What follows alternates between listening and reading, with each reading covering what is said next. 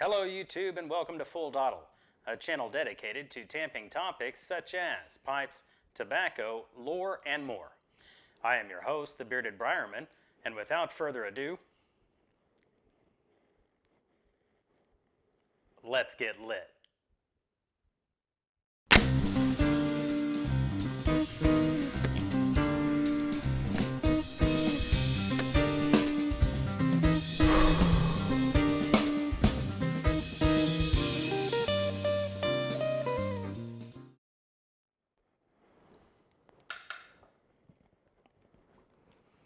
Welcome back everyone, and on this episode of Full Dottle, I'm going to be giving my full review of GL Pease Quiet nights.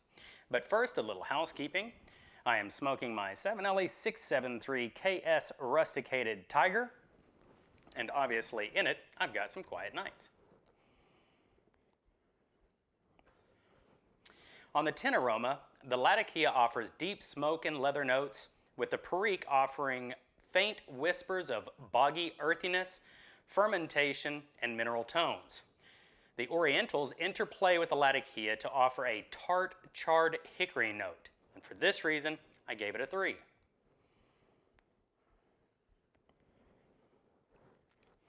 On sufficiently dry, this blend could use a bit of dry time, maybe around 5 minutes to the open air, but it isn't entirely necessary, and for this reason, I gave it a 4.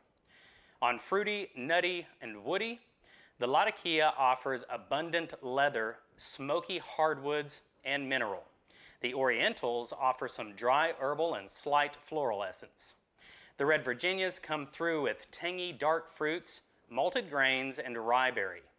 The Red Virginias and Orientals interplay to create a sweet and tangy earthiness, and for this reason, I gave it a 4.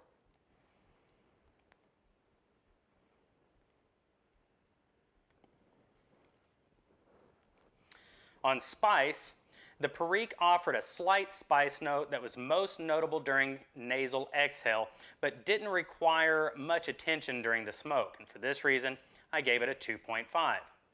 On tang, the Red Virginias offer hints of dark fruit, rye berry, and malted grains. I love the way the Red Virginias and Orientals complement each other and create a unique complexity of tangy, earth, and sweet mineral flavors. For this reason, I gave it a 2.5.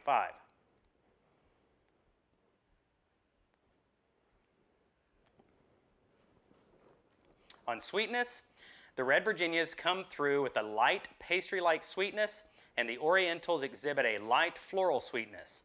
Together, they offer a more complex, tangy sweet earth and mineral, and for this reason, I gave it a 2.5. On depth, although the Latakia is the lead in this blend, it shares the stage better than any other Latakia blend I have ever had so far. Each component performed in recognizable magnitude and created their unique offering to the overall tapestry, and for this reason, I gave it a 4. On complexity, this blend shows how a Latakia forward blend can be more than just a smoked leather. Even though the Latakia occupied center stage, it was far from being a solo act. Each component added to the entire mosaic to display a beautifully cooperative ensemble. For this reason, I gave it a 3.5.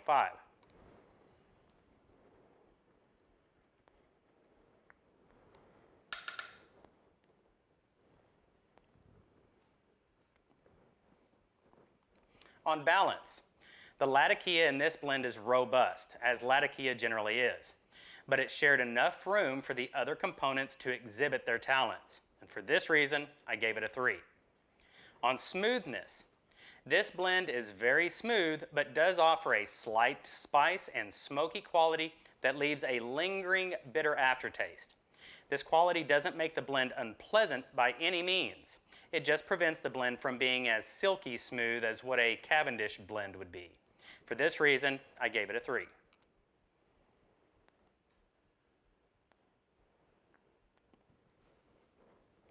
On the high point, I am in love with how Red Virginias and Orientals work so well together. The interplay between the tangy rye and malted grain with the floral, mineral, and musty notes is so delicious. I will definitely be exploring more of this combination in the future. For this reason, I gave it a 3.5. On the low point, for me, the Latakia would benefit from a bit more age in this blend. I believe it would help to mellow its robustness and allow the other components to express their flavor profiles more democratically rather than being relegated to a secondary role. And for this reason, I gave it a 2. On burns cool, this blend burned cool throughout the smoke. And for this reason, I gave it a 5. This blend got a total grade of 42.5 out of 65 with a recommendation rating of 66%.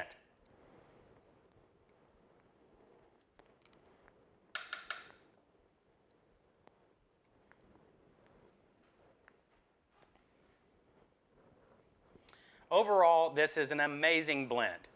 For me, I haven't yet had a Latakia forward blend that allowed the other components to show themselves as much as this blend did. Unless you simply do not like Latakia, I cannot see how this blend would offend you in any way, shape, or form.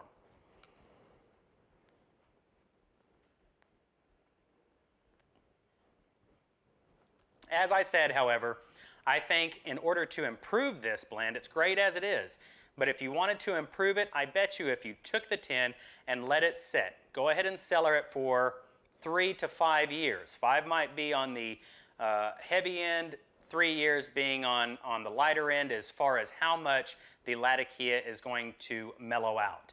If you wanted the Latakia to mellow out quite a bit, let it sit for 5 years.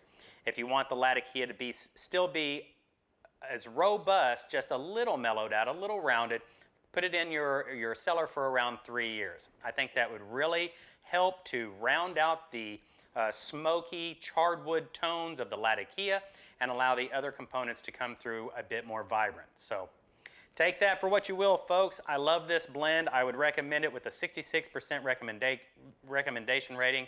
I think it would go well with just about any piper out there unless you just simply don't like Latakia blends.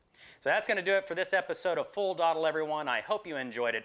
If you did, please don't forget to give me a thumbs up. And until the next time we see each other, I bid you farewell and happy piping. Bye, everyone. Don't forget to enlist in the Full Dottle platoon. It's easy. Just click the subscribe button. Also, hit the bell icon to be notified as soon as I upload the next episode.